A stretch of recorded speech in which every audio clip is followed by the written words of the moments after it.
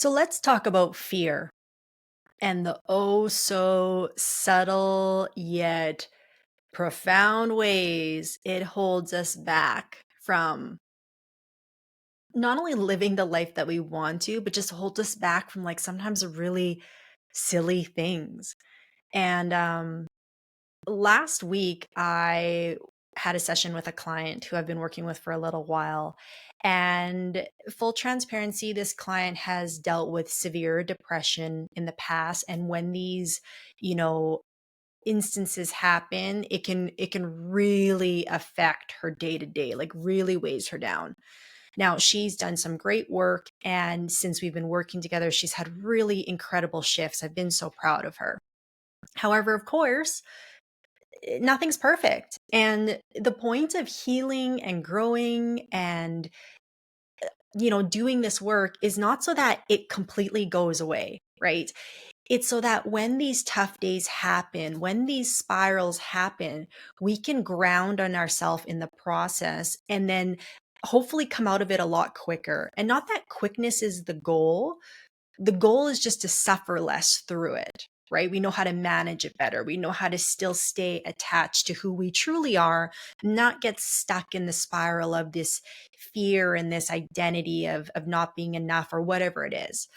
So, on this particular day of her scheduled session, we uh, we got on, and I could tell right away she was in a mood.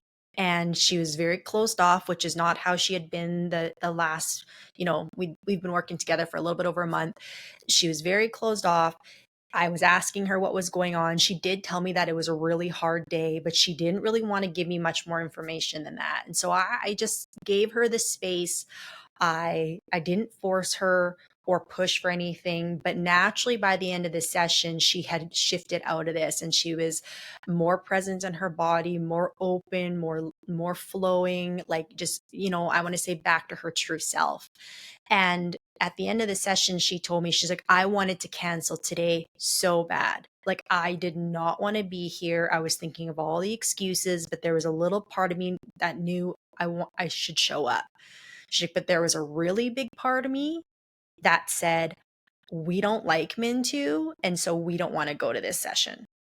Okay. She's like, there's a big part of me that resists you heavily.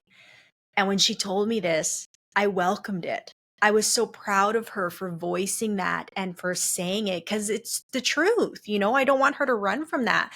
But I didn't take it personally, right? Because I know what part of her is speaking. And I think this is a really great example to pour into and to use it as an example for people because she's admitting to me that there's a part of her that doesn't like me because I am the representation of her growth and I'm the representation of her leaving behind these limiting beliefs and fears. And so I commend her for having the awareness of what was going on, but the thing is most of us don't, because the truth is all of us have had moments like that where you meet someone or you're in a situation and you can't quite put your finger on what it is that you don't like about them, but there's something that's really holding you back. Now, disclaimer, sometimes our guts do say something about the fact like, oh, there's something about this person that feels off, like I'm gonna be aware of this. But these situations are very nuanced, like if we're talking about our subconscious and our ego and our nervous system, like those things that we all have, okay, we all have those systems within us.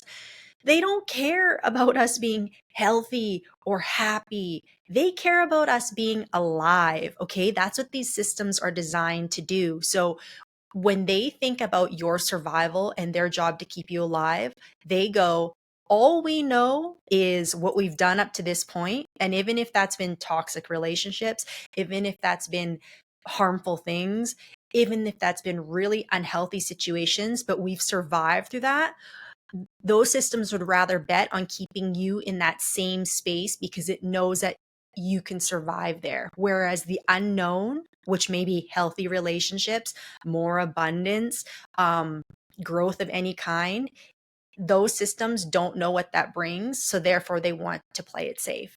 Okay. And so when I say these situations are nuanced, where you do meet someone and you're like, oh, I can't figure out why I'm resistant to them, it's because that might be subconscious survival programming that you don't even know is running the show. Okay. And that's why I struggle with this whole concept of the whole fuck yes thing, right?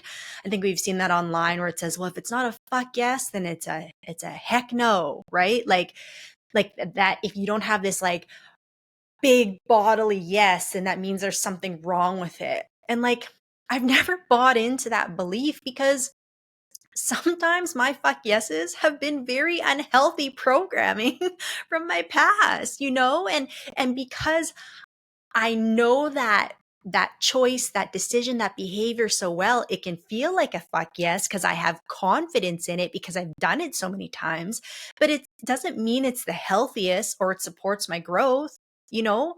So so sometimes when we're adverse to things, we have to look a little bit deeper into the situation and really ask some logical questions and also still tune into our emotions, right?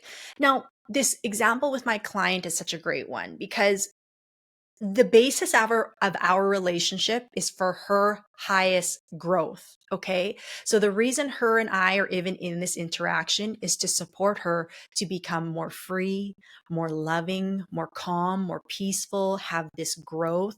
Like there is no doubt that the point of our relationship is for her highest involvement, for her to be the healthiest, happiest, just most fulfilled version of her, however that looks. Okay. So there's no questioning of like, if we're thinking of any other type of just regular relationship, whether that's a romantic partner or even family or just friends, like in those dynamics, there's like, you hope you come together with the same objective, but there is still a little bit of like, well, are our objectives even the same?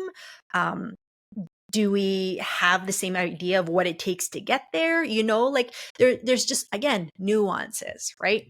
But again, with this example, I think it's so brilliant because we can all agree that we're there for her. So this relationship is supporting her highest level of health. Okay. And even in that, even her knowing from a logical space that Mintu is here for my growth, for the best version of me to come out, her fear still kicked in. Okay, her fear still started saying these little sweet whispers of the background saying, what does Mintu really know? Why do we need to see her today? Let's just stay in the spiral we're in. Why do we need to entertain Mintu? Right? So if her subconscious was spitting that fear out to her, knowing like, and her fully well knowing I'm here for her highest involvement, think about how our subconscious is eating away at us in situations where we're not as clear on what it is. And it may actually be preventing us from taking some really incredible steps in our growth, right? I think about a situation I was in recently with someone I love dearly, and I saw a very similar thing play out where the relationship was getting to a point where they were feeling like they weren't as invested or just didn't see the same objective with it.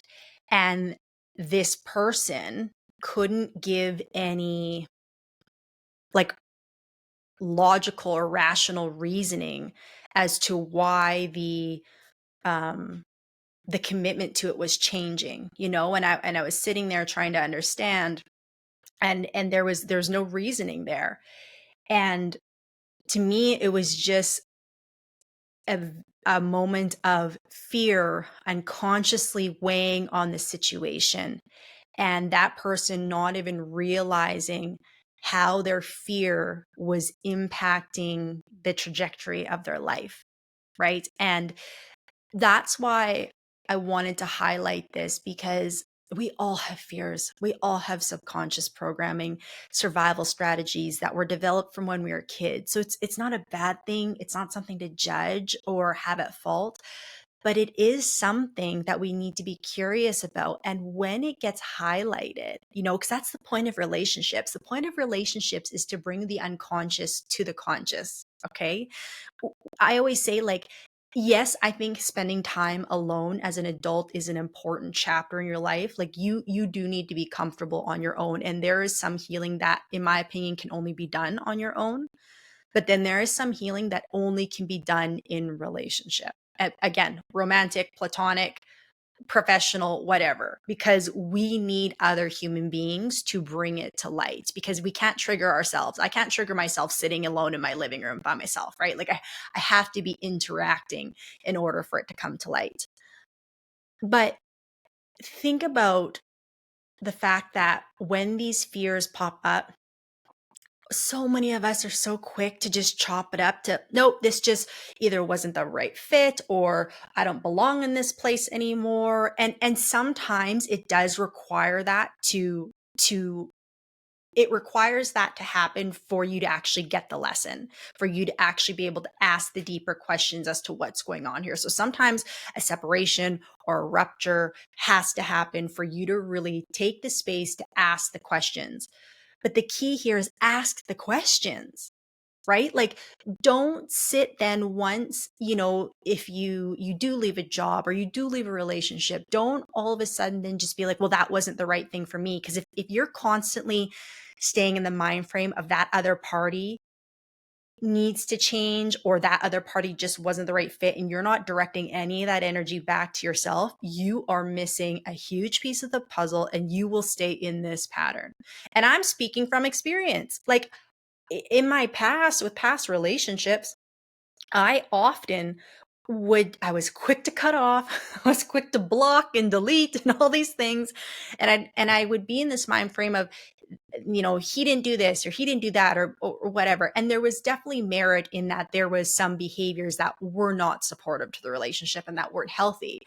But for the first part of my life, I wasn't asking the questions about like what got me into that situation in the first place or how I was holding myself back from actually being the person I needed to be in the relationship, right? And so when we're navigating these relationships or just life in general, we have to be cognizant of the fact that our subconscious and our ego, to me, which are interchangeable, are constantly at play.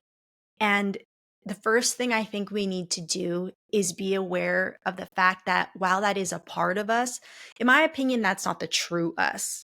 That's just the survival mode of us, which is necessary. Like you can't live life without your subconscious, your ego, because they have, again, help keep you alive. That's the point of those programs.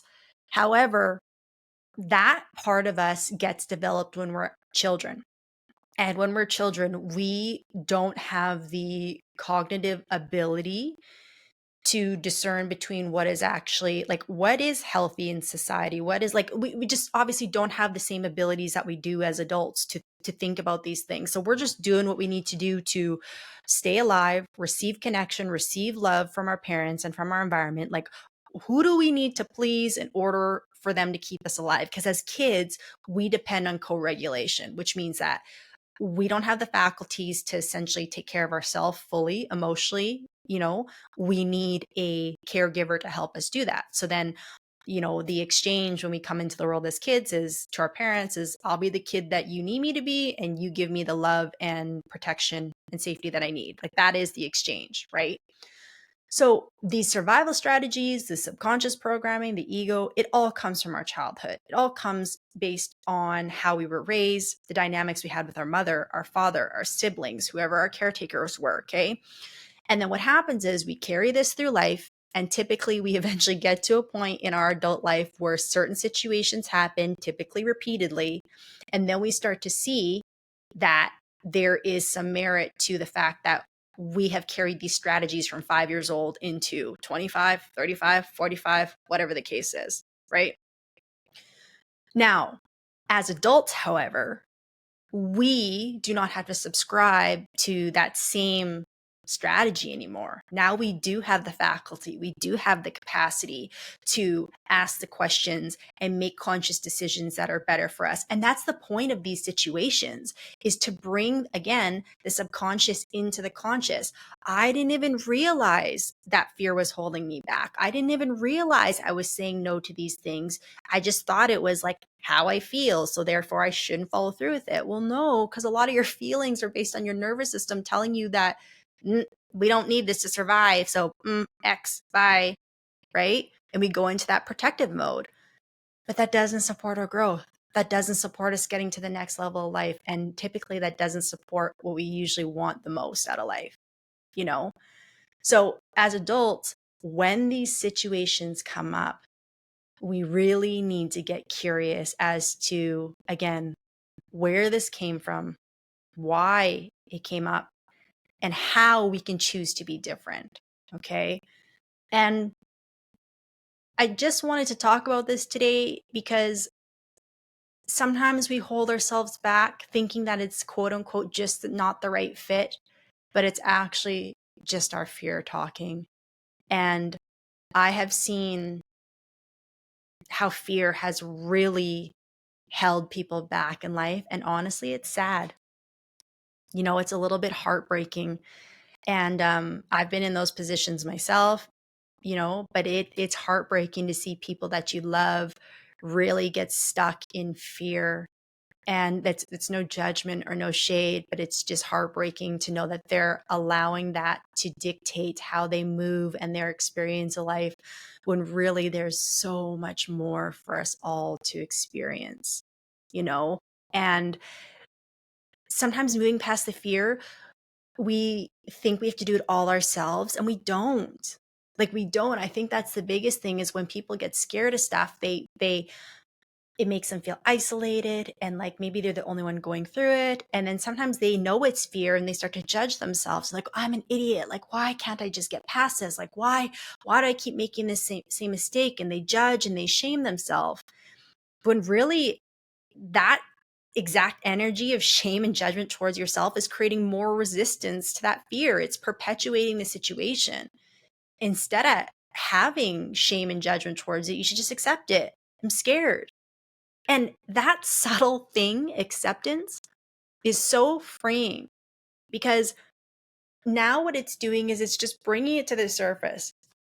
I'm scared. Being in this relationship scares me. It's the healthiest thing I've ever experienced before. I'm scared. This position, I've never had to be responsible for this much at my job before, and it scares me. Even though I wanted the growth, even though I wanted to take my career to the next level, being at this level of responsibility, it scares me. You know, being in this healthy, committed relationship, it scares me because that's not what I saw growing up, right? Like, these are very real things. And what we try to do is we try to be strong and pretend it doesn't bother us. But then all that's doing is suppressing the energy. It's not freeing the energy and allowing it to escape. It's just suppressing it. And when we don't allow things to be released, we're holding them captive, right? Like, if I'm not allowing that to be released on my body just by voicing it, I'm holding it captive. Well, what do you think that captivity energy breeds? It's more fear, right? So if we can just remember that, first of all, every single human being has experienced this in some way, shape, or form. It looks different for all of us, but we've all experienced it. We all know what fear is like. We all know how debilitating it can be. But also knowing that it's really just inside your mind. Like, there's no boogeyman roaming around you saying that if you do this, like, I'm gonna, there's gonna be some massive consequence. Like, yeah, I guess the fear is always failure. Like, if we're really coming back to it, the fear gets bred because we're scared we're going to fail at the job, or we're going to fail at the relationship. They're going to leave us before we have the chance to leave them, or whatever silly story we tell ourselves. But that's also making the assumption that the worst case scenario is going to happen. And I get it. We're human. We have a negative bias. We think, again, from that mode. We're programmed to think, what is the worst case scenario? But then also, you don't know what's possible. You don't know what you can shift and change and evolve if you just lean into the to the discomfort. If you just lean into the discomfort, what more can come up? And discomfort, uncomfortability, whatever, that's always going to happen with something's unfamiliar. It doesn't necessarily mean it's bad, right? This is where you have to ask the practical questions. Is this situation supporting my growth? Is this situation in alignment with what I said I've wanted to create for myself? Is this situation healthy?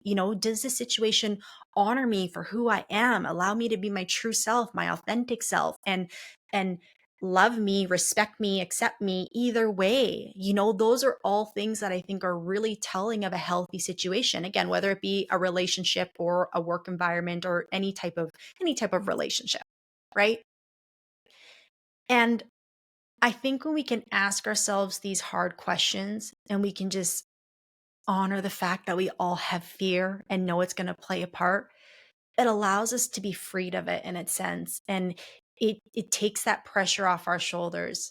And, I have said for many years now, one of my mantras has been like, I never want fear to be the reason I don't do something or I don't try something. Because to me, the regret of not trying and not giving it my heart is a bigger pain to live with than trying something and potentially failing. Like, to me, that is me being my worst enemy. That is me being my biggest obstacle. And I don't ever want to be the reason I hold myself back. And I'm also intelligent enough to know that I am the reason I hold myself back. Like, anything I haven't accomplished yet is because of my own inner fears. But just because I'm moving a little bit slower or it's taking me a little bit longer, it doesn't mean that that's not a reason to not try at all, you know? And so I would say that the next time some type of situation pops up where you're really questioning or you're having some resistance, and again, maybe you can't quite figure out why, again, ask those questions to yourself. What is this supporting within me? Is it from a logical standpoint allowing me to be accepting me for who I am, allowing me to be my authentic self, allowing me to show up as my true self? Because again, to me, those are all healthy, very healthy indicators of a situation. And if those are there, then I would encourage you to lean into the unknown and allow it to teach you. Allow yourself to be vulnerable. Allow yourself to do things differently than you have in the past. And I promise you, when you might not get the outcome you want out of every situation, but that behavioral pattern of leaning into the uncomfortable, asking, is this healthy for my growth? And then choosing to take a step. Every time you do that, you will level up because you're reprogramming and rewiring your subconscious. You're taking energy out of that identity in your ego that thinks it's stuck in shame and fear. It's allowing that ego to slowly die off, and it's creating a new identity and it's not even a new identity, it's allowing the true version of you to come to the surface. And in my opinion, the true version of you is a being that's full of love and energy and doesn't even see fear or limitation as an option. And call that spiritual, call it whatever you want, but that is my full belief. I think the whole point of the human experience is to get back to unconditional love. And to me, unconditional love means full acceptance of who you are and knowing that the only limits you ever have are the ones you put on yourself. So I hope that helps. The next time fear comes in, ask the questions. And I hope that you choose yourself. I hope that you choose growth. And no matter what the outcome is from the situation, I hope it just leads you to deeper levels of love and discovery. And I promise you that you are capable of so much more than you could ever imagine. And I'm not just saying that to blow smoke up your ass. Like, I really fully believe that for each and every one of us. And sometimes we have people around us that can see that before we can. And if you have those people in your life, what a blessing. But I promise you, whatever level you're currently existing at, it's only a small fraction of what you're capable of. And if you can just acknowledge the fear and choose to move forward anyways, you will unlock some new levels that you didn't even know were possible. So thanks for tuning in, guys, and we'll catch you in the next episode.